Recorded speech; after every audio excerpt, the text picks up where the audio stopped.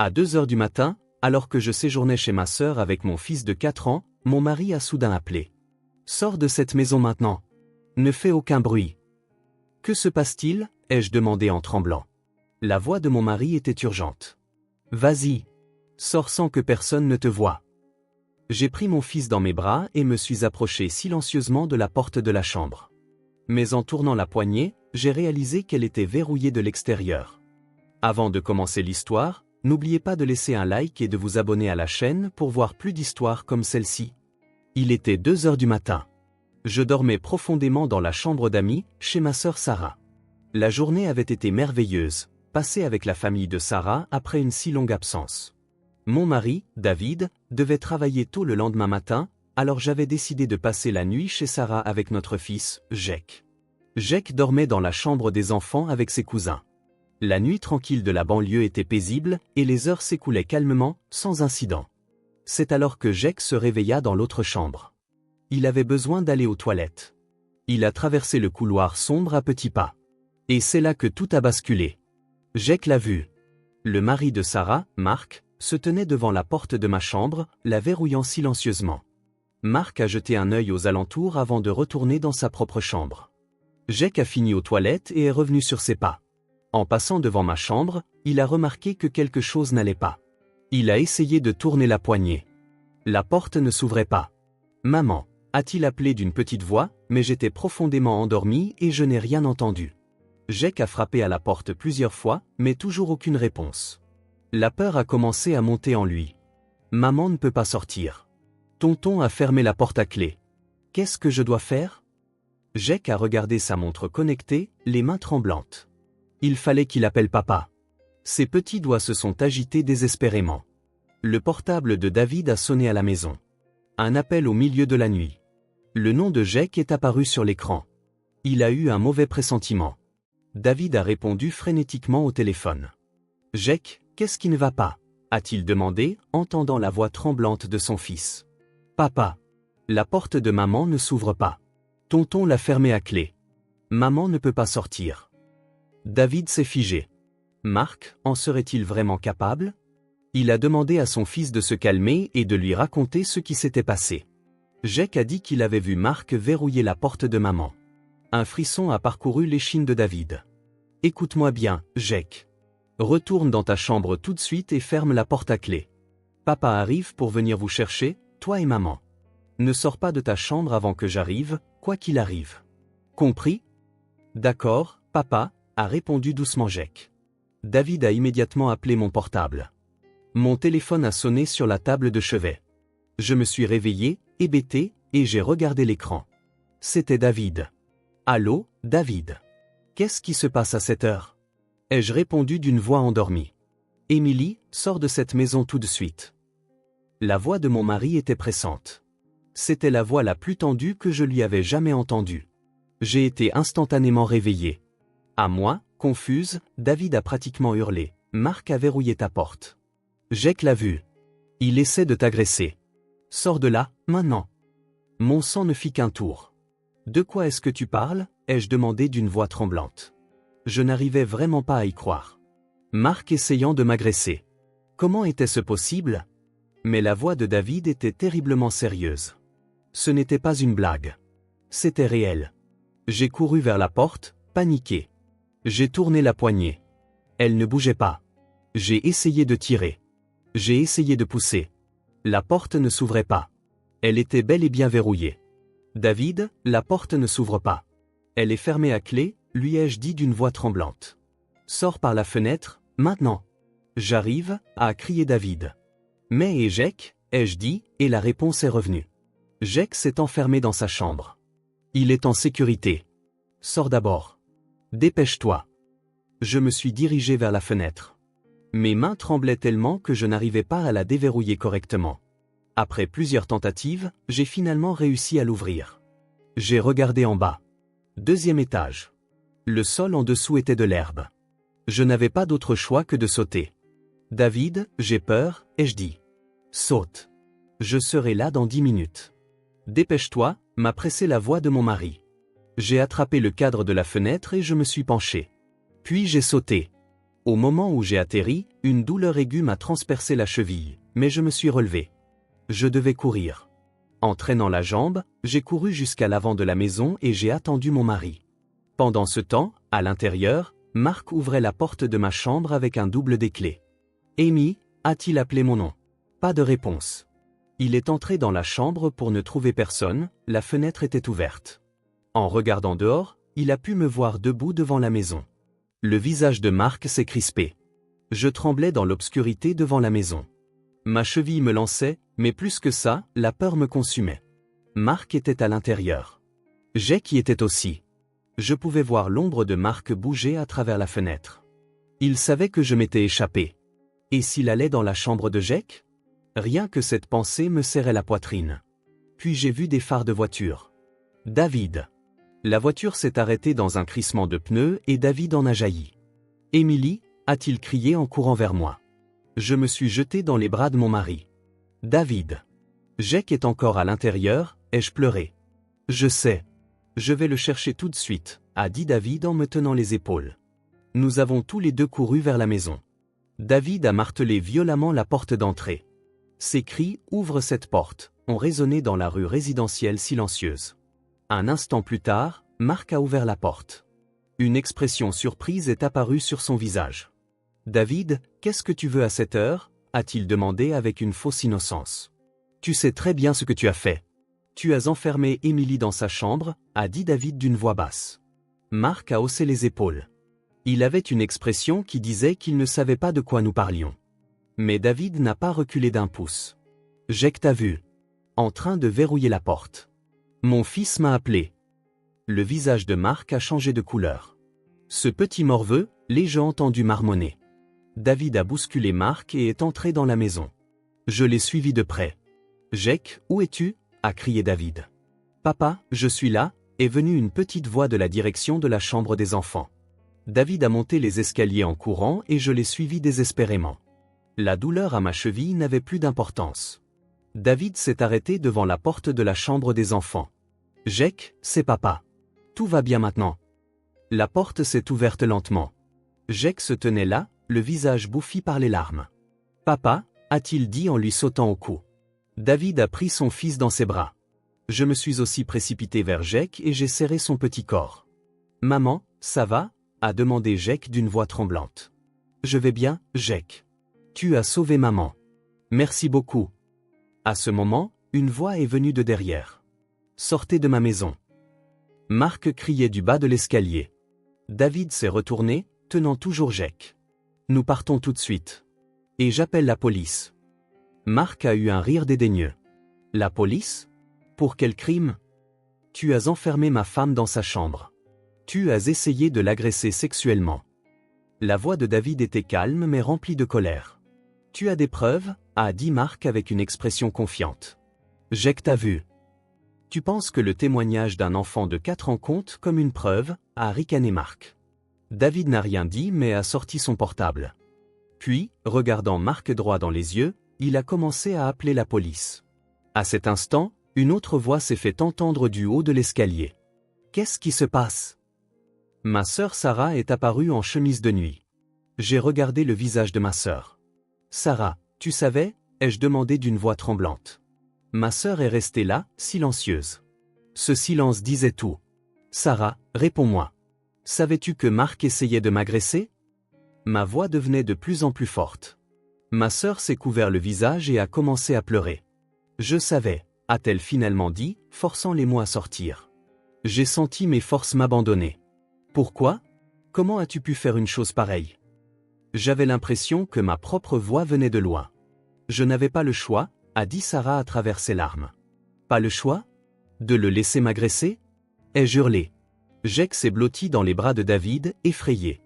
Sarah s'est assise sur les marches et a continué de pleurer. Je sais. Mais il a dit que si je refusais, il divorcerait, prendrait les enfants, que je perdrais tout. J'ai fixé ma sœur. C'était il y a 3 jours, a-t-elle dit. Marc avait dit à Sarah, ta sœur vient ce week-end. Je la veux. Elle est belle, c'est mon genre. Tu vas me laisser faire. Sarah avait refusé. C'est ma sœur. Je ne peux pas faire ça.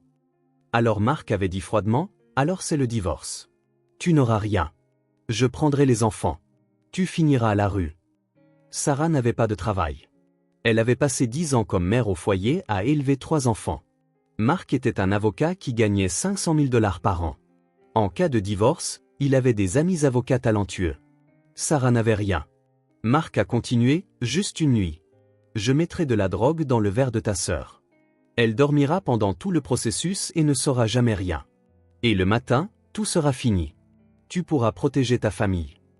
Sarah avait pleuré. S'il te plaît, ne me fais pas faire ça.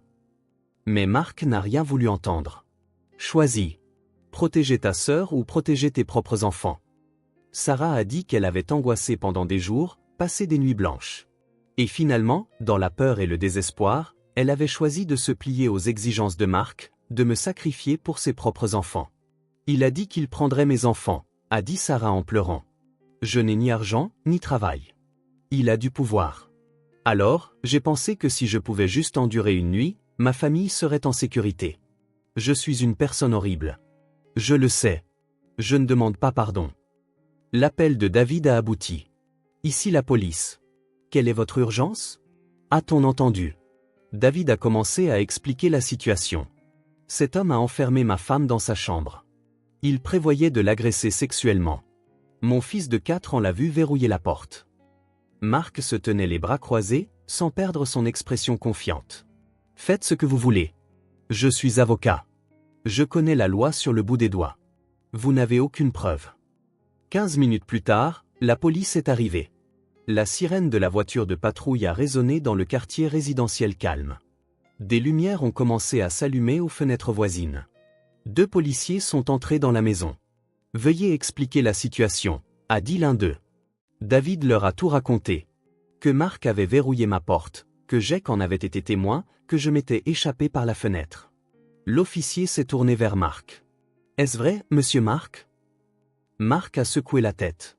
C'est un complet malentendu. Je vérifiais juste les serrures des portes pour la sécurité. À 2 heures du matin, a demandé l'officier. En tant que propriétaire de cette maison, j'ai le droit de vérifier à tout moment, a répondu Mark. L'officier a regardé Jake. Mon garçon, peux-tu me dire ce que tu as vu? Jake a sorti la tête des bras de David. Je suis allé aux toilettes et tonton Mark était là. Il était à la porte de maman et il a utilisé une clé pour la fermer. Puis il est retourné dans sa chambre. La voix de Jake était petite mais claire. Tu as vraiment vu ça? A demandé doucement l'officier. Oui, je l'ai vu. C'est pour ça que j'ai essayé d'ouvrir la porte de maman, mais elle ne s'ouvrait pas. Alors, j'ai appelé papa. L'officier s'est levé et s'est tourné vers Mark. Monsieur Mark, pourriez-vous nous accompagner au poste? Nous aimerions vous poser quelques questions détaillées. C'est ridicule. Je suis avocat. Je connais mes droits, a crié Mark, mais l'officier est resté calme. Vous avez le droit de garder le silence. Tout ce que vous direz pourra et sera utilisé contre vous devant un tribunal. Vous avez le droit à un avocat, a-t-il déclaré. Mark a été menotté et mis dans la voiture de patrouille. En voyant cela, j'ai poussé un soupir de soulagement pour la première fois. Un lourd silence est tombé sur la maison. Sarah est restée assise sur les escaliers, continuant de pleurer. Je me tenais dans l'entrée avec David et Jake, regardant ma sœur. Comment en étions-nous arrivés là? Il y a quelques heures à peine, nous étions des sœurs normales. Riant et parlant des enfants, partageant de vieux souvenirs, et maintenant nous étions confrontés à cette horrible vérité. Sarah, ai-je appelé doucement. Elle a levé les yeux. Ses yeux étaient rouges et gonflés, ses joues mouillées de larmes. J'ai 3 enfants, a dit Sarah d'une voix tremblante. Emma a 8 ans, Ryan en a 6, et Lily seulement 3. Si Mark disait qu'il les prendrait, je ne pouvais rien faire. Pas d'argent, pas d'éducation. J'ai passé 10 ans comme femme au foyer, donc je n'ai presque aucune expérience professionnelle. J'ai écouté silencieusement les mots de ma sœur. Sarah a continué, Mark n'était pas une personne gentille depuis le début. Les premières années de mariage étaient bonnes, mais il a changé après la naissance des enfants. Il a commencé à crier pour des broutilles. Quand je brûlais le dîner ou que la maison était en désordre, il disait que j'étais une femme incompétente qui ne savait rien faire. Il me rabaissait même devant les enfants. Et puis la violence a commencé, a-t-elle dit. Au début, il ne faisait que jeter des objets. Le bruit des assiettes frappant le mur et se brisant. Les pleurs des enfants. Cela s'est progressivement intensifié et il a commencé à saisir les bras de Sarah et à la plaquer contre le mur. Même lorsque des bleus se formaient, elle les cachait avec des manches longues. Elle ne pouvait en parler à personne. Elle avait honte. Et plus que ça, elle ne savait pas ce qui se passerait si elle parlait. « Je ne pouvais même pas te le dire », a-t-elle dit en me regardant. « Émilie, tu as réussi. Tu travailles comme comptable, tu as un mari merveilleux, tu as l'air si heureuse. Je ne voulais pas te montrer ma vie misérable. Je ne voulais pas t'inquiéter. Et même si je te l'avais dit, qu'aurais-tu pu faire ? Marc est un avocat, un expert juridique. Je ne savais pas comment me battre contre lui. Il y a quelques mois, Marc avait dit « Ta sœur est belle, c'est mon genre ». Au début, elle a cru que c'était une blague, mais les yeux de Marc étaient sérieux. C'est là que Sarah a eu un mauvais pressentiment. Et il y a 3 jours, Marc l'a exigé formellement de Sarah. « Ta sœur vient ce week-end. Je vais coucher avec elle. Tu vas te taire et regarder. » Sarah a refusé. « C'est ma sœur. »« Absolument pas », avait-elle crié. Alors Marc a ri froidement. « Alors c'est le divorce. J'ai plein d'amis avocats talentueux. Tu penses que tu auras la garde ? Tu n'as aucun revenu, aucun antécédent professionnel. Moi, je gagne 500 000 $ par an et j'ai une position sociale. À qui penses-tu que le tribunal confiera les enfants ? » Sarah a désespérément essayé de réfléchir. Y avait-il une issue ? Mais elle n'en trouvait aucune. Marc a remué le couteau dans la plaie. « Ta sœur ne saura rien. Je mettrai des somnifères dans son verre. Elle dormira toute la nuit et ne se souviendra de rien. Juste une nuit. Et tu pourras protéger tes enfants. Le choix est facile. » « Mais je ne pouvais pas dormir, » a dit Sarah. « Pendant 3 jours, j'ai angoissé. J'allais te trahir. Mais je ne pouvais pas perdre mes enfants. Quel que soit le choix, c'était l'enfer. Et j'ai fait le pire des choix. J'ai choisi mes enfants et j'ai décidé de te sacrifier. Ce soir, quand j'ai vu Marc se diriger vers ta chambre, je ne l'ai pas arrêté. Je suis resté allongé dans mon lit à fixer le plafond, demandant pardon à Dieu. » En écoutant l'histoire de Sarah, j'ai été submergé d'émotions complexes. Il y avait de la colère. Ma sœur avait essayé de me laisser être une victime. Mais en même temps, il y avait de la tristesse. Ma sœur était aussi une victime. Elle avait subi des années de violence et de contrôle de la part de Marc. Rendue complètement dépendante financièrement. Elle avait perdu toute issue. Et elle avait été contrôlée par la peur. David a pris la parole. « Sarah, tu as fait le mauvais choix. Mais je peux le comprendre. Tu es aussi une victime. Marc t'a acculé. Mais maintenant, tu as un choix.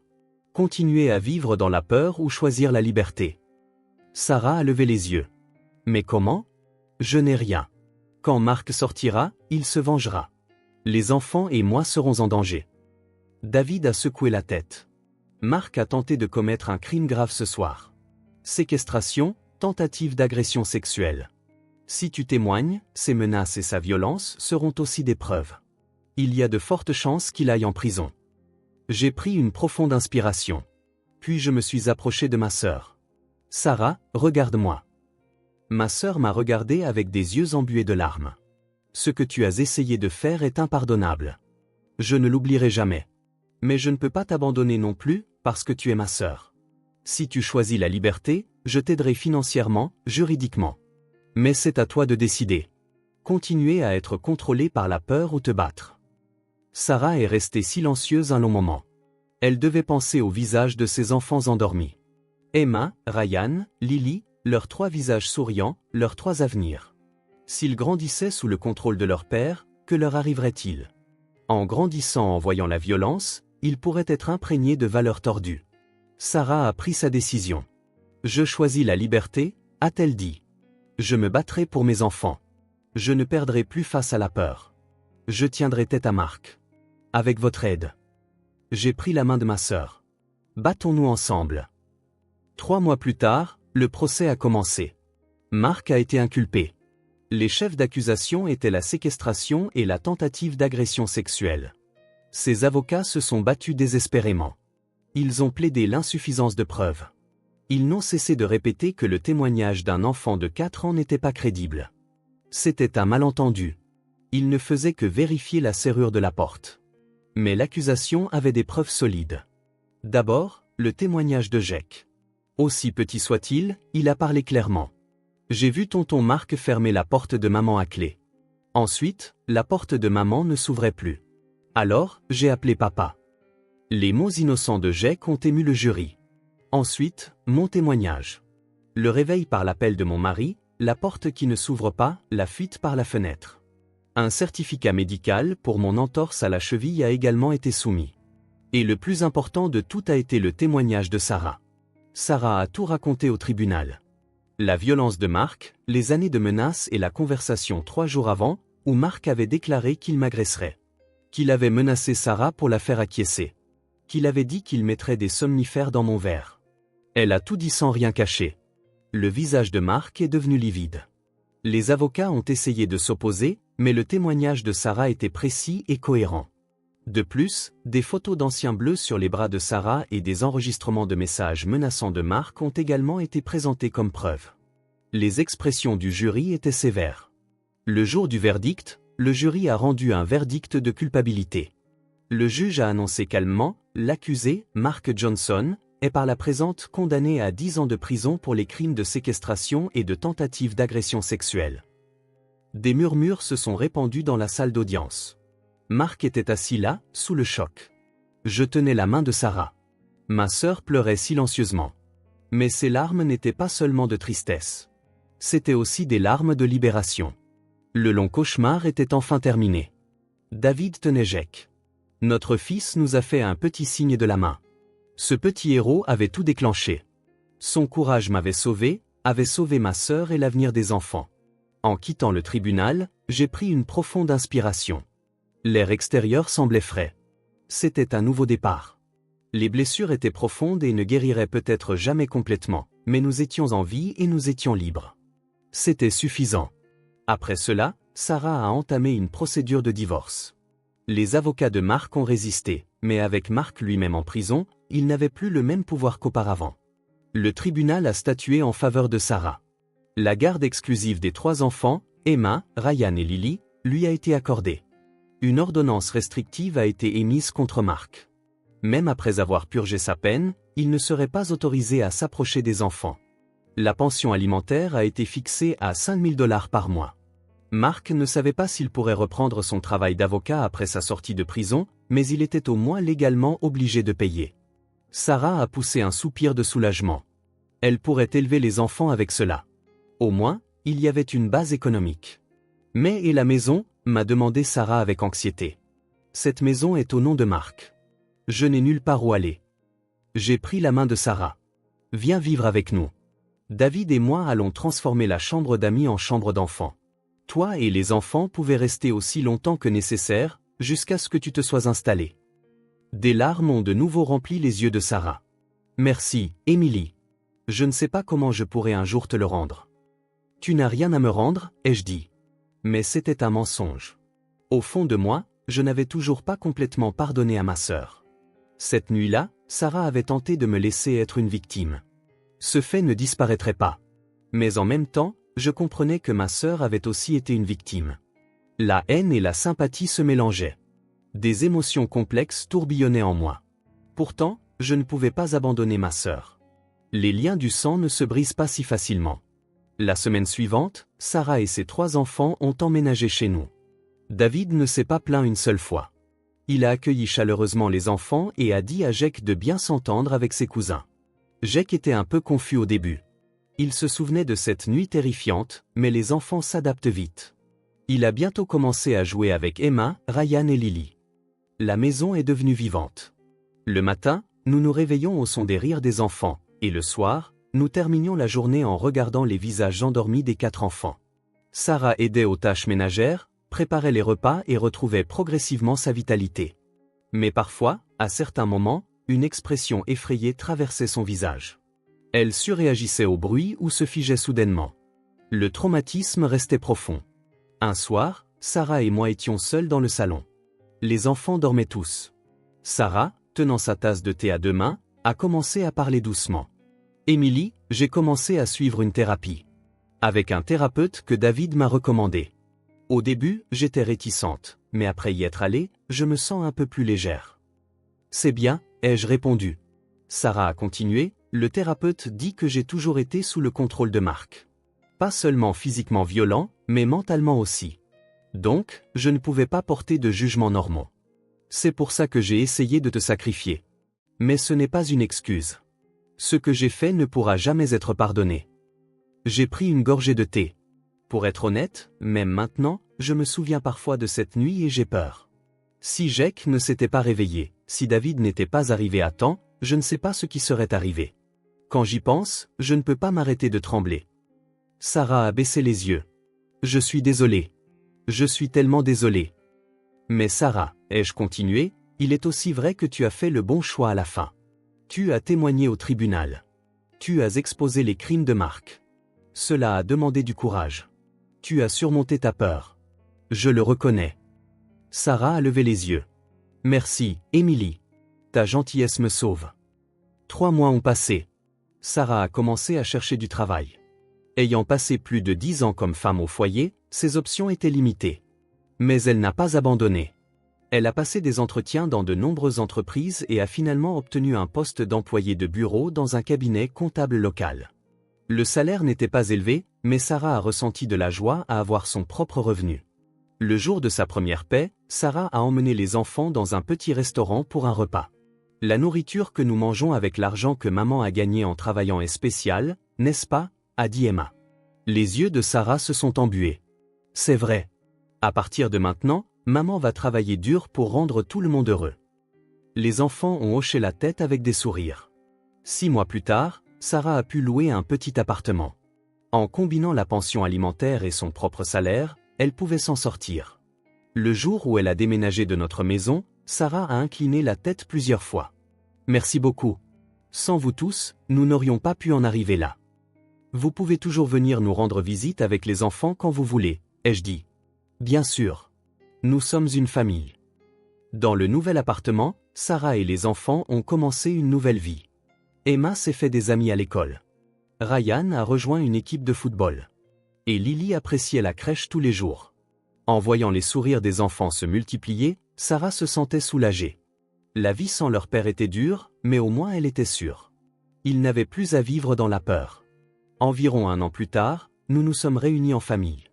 Nous avons fait un barbecue dans mon jardin. David faisait griller la viande. Sarah préparait la salade. Et les enfants couraient et jouaient dans le jardin. Jake avait eu 5 ans. Je lui ai demandé une fois s'il se souvenait de cette nuit. Je me souviens, a dit Jake. J'avais peur, mais je me suis dit que je devais aider maman. Jake, tu as été vraiment courageux, ai-je dit en serrant mon fils dans mes bras. Sans toi, maman n'aurait pas été sauvée. Tu es un héros. Jake a souri timidement. Papa est venu tout de suite aussi. Papa est un héros aussi. David a ri et a tapoté la tête de Jake. Parce que tu m'as appelé. Tu as fait du bon travail, mon fils. Dans un coin du jardin, Sarah regardait silencieusement le ciel. Je me suis approché et me suis tenu à côté d'elle. À quoi penses-tu ? Ai-je demandé et Sarah a souri. Je me souvenais de cette nuit. 1 an depuis. C'est incroyable à quel point tout a changé. Mark est en prison. Je suis libre. Les enfants rient. Je n'aurais jamais pu imaginer de tels jours à l'époque. J'ai posé ma main sur l'épaule de ma sœur. Tu as été forte, Sarah. Tu as surmonté la peur. Tu t'es battue pour tes enfants. C'est merveilleux. Sarah a secoué la tête. Emily. Sans toi et David, je n'aurais rien pu faire. C'est parce que vous m'avez soutenu que j'ai pu en arriver là.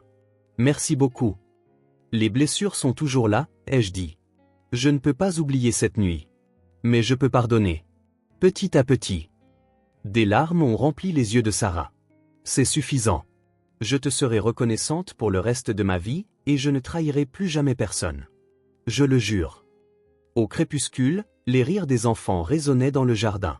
Jake, Emma, Ryan, Lily, tous les 4 jouaient à chat. David et Sarah se sont joints à eux, et des moments animés ont suivi. En regardant cette scène, j'ai senti de la chaleur dans mon cœur. 1 an depuis cette nuit terrifiante. Nous avions perdu beaucoup. La confiance, la sécurité, et surtout, la vie quotidienne paisible que nous tenions pour acquise. Mais en même temps, nous avions aussi gagné des choses. La liberté de ma sœur, les sourires des enfants, et surtout, la force des liens familiaux. Jake a couru vers moi. Maman, regarde. Il tenait la main de Lily. Je vais protéger Lily parce que j'ai protégé maman. Le petit héros a fièrement bombé le torse. Retenant mes larmes, j'ai serré mon fils dans mes bras. Oui, tu es un vrai héros. Le héros de maman et le héros de tout le monde. Le ciel prenait des couleurs de coucher de soleil. Une lumière orange illuminait le jardin et les ombres des enfants s'allongeaient. David s'est tenu à côté de moi et a passé son bras autour de moi. Ça a été dur, a dit mon mari. Mais nous nous en sommes sortis, ai-je répondu. 2 ans ont passé et Jake a eu 7 ans. Le jour où il a eu une rédaction à faire à la maison, il s'est assis avec un visage sérieux, le crayon à la main. Le thème était « Mon héros ». La plupart de ses camarades de classe écriraient probablement sur Superman ou Spider-Man, mais Jake était différent. « Mon héros, c'est moi », a-t-il commencé à écrire. Quand j'avais 5 ans, j'ai sauvé maman. J'avais peur, mais j'ai appelé papa et j'ai protégé maman. Et mon autre héros, c'est papa. Papa est venu tout de suite et nous a protégés. L'enseignante a lu la rédaction avec de grands yeux. Le jour de la réunion parents-professeurs, elle nous a pris à part, David et moi. J'ai lu la rédaction de Jake. Je ne connais pas les détails, mais c'est vraiment un enfant courageux, n'est-ce pas? Nous nous sommes regardés et avons souri. Oui, vraiment courageux. Il est notre fierté. Sarah travaille maintenant comme employée à plein temps au cabinet comptable. Ses efforts constants ont été reconnus et elle a même obtenu une promotion. Son salaire a progressivement augmenté et sa vie est devenue stable. Les enfants réussissaient tous bien à l'école. Emma a eu 10 ans et a commencé les cours de ballet. Ryan est devenu capitaine de son équipe de football à 8 ans. Lily avait 5 ans et était populaire à la maternelle. Le week-end, Sarah venait chez nous avec les enfants. Ils n'avaient plus besoin de rester dans la chambre d'amis, mais nous chérissions les moments en famille. Un dimanche après-midi, alors que nous faisions un barbecue dans le jardin, Sarah a dit doucement « Émilie, récemment mon thérapeute a dit que je serais peut-être prête à terminer la thérapie. » « C'est merveilleux », ai-je répondu. Sarah a continué, j'y suis allée toutes les semaines pendant 2 ans. Au début, c'était douloureux de faire face à ce que j'avais fait, mais petit à petit, j'ai pu me pardonner. Pas complètement. Je rêve encore parfois de cette nuit, mais je me sens tellement mieux qu'avant. Moi aussi, ai-je dit. Parfois, je me réveille au milieu de la nuit. Je suis angoissée à l'idée que la porte ne s'ouvre pas, mais David est à côté de moi. Jake dort en sécurité. Toi et les enfants avaient l'air heureux. Quand je me souviens de ça, je peux me rendormir. Sarah a serré ma main. Émilie, je pense que nous avons eu beaucoup de chance cette nuit-là. Le pire n'est pas arrivé. Jake s'est réveillé. David s'est précipité. Et surtout, tu ne m'as pas abandonné. Une sœur ordinaire ne m'aurait pas pardonné. Mais tu as été différente. J'ai secoué la tête. Je n'ai pas pardonné facilement. Même maintenant, je ne peux pas dire que je t'ai complètement pardonné. Mais tu sais, c'est épuisant de s'accrocher à la haine. Il vaut mieux regarder vers l'avant et vivre. Si toi et les enfants êtes heureux, c'est suffisant. Des larmes ont rempli les yeux de Sarah. Merci. Merci beaucoup. À ce moment, les enfants sont arrivés en courant bruyamment dans le jardin. Jake était en tête, suivi par Emma, Ryan et Lily. « Regarde, maman » a crié Jake. « Je suis le plus rapide. » David a dit en riant, « C'est vrai. Tu es rapide. Mais ce qui est plus important, c'est que tu es courageux. » Au crépuscule, j'ai pensé à Mark. Il en était maintenant à sa 8e année de prison. Il devait être libéré dans 2 ans. Sarah s'occupait des formalités pour prolonger l'ordonnance restrictive afin de protéger les enfants, de sorte que même lorsque Mark sortirait, il ne pourrait jamais s'approcher d'eux. « J'ai peur du jour où Mark sortira », avait dit Sarah auparavant. J'ai répondu, c'est naturel d'avoir peur. Mais la toi d'aujourd'hui n'est plus la toi d'avant. Tu es devenue forte. Tu es devenue indépendante. Et surtout, tu n'es pas seule. Nous sommes là. Sarah a essuyé ses larmes et a hoché la tête. C'est vrai. Je ne suis plus seule. Sous le ciel nocturne où les étoiles commençaient à briller, nous nous sommes réunis autour de la table dans le jardin. David a versé du vin et Sarah et moi avons trinqué. Les enfants se sont joints à nous avec du jus. « À quoi trinquons-nous » a demandé David. « À la famille » ai-je répondu, et au nouveau départ. Le son des verres qui s'entrechoquent a résonné doucement dans la nuit. 2 ans depuis cette nuit terrifiante. Nous avions parcouru un long chemin. Les blessures restaient, mais elles étaient aussi devenues une partie de nous, comme une preuve que nous avions surmonté l'épreuve. Jake s'est assis sur mes genoux. « Maman, quand je serai grand, je veux être policier pour aider les gens en difficulté. » J'ai caressé les cheveux de mon fils. C'est un rêve merveilleux. Je suis sûr que tu seras un policier incroyable, parce que tu as déjà l'expérience d'aider quelqu'un. L'appel de 2 heures du matin, la porte verrouillée, la fuite par la fenêtre et le courage d'un petit héros. Tout cela semblait dater d'hier et en même temps d'un passé lointain. Mais ce qui était certain, c'est que nous avions survécu. Et maintenant, nous étions heureux. La brise nocturne caressait ma joue. Les rires des enfants résonnaient dans le jardin. La main chaude de David reposait sur mon épaule. Je pouvais voir le sourire paisible de Sarah. C'était notre nouvelle normalité. Le temps paisible de l'autre côté de la peur. Cette nuit-là, j'ai été trahi par ma sœur. Mais ma sœur était aussi une victime. Et maintenant, nous marchons ensemble en tant que sœur, en tant que mère, et surtout, en tant que survivante. L'avenir est radieux. Du moins, assez radieux pour avoir de l'espoir. C'était suffisant. Sous le ciel étoilé, enveloppé par la chaleur de la famille, j'ai pensé du fond du cœur, je suis heureuse d'être en vie.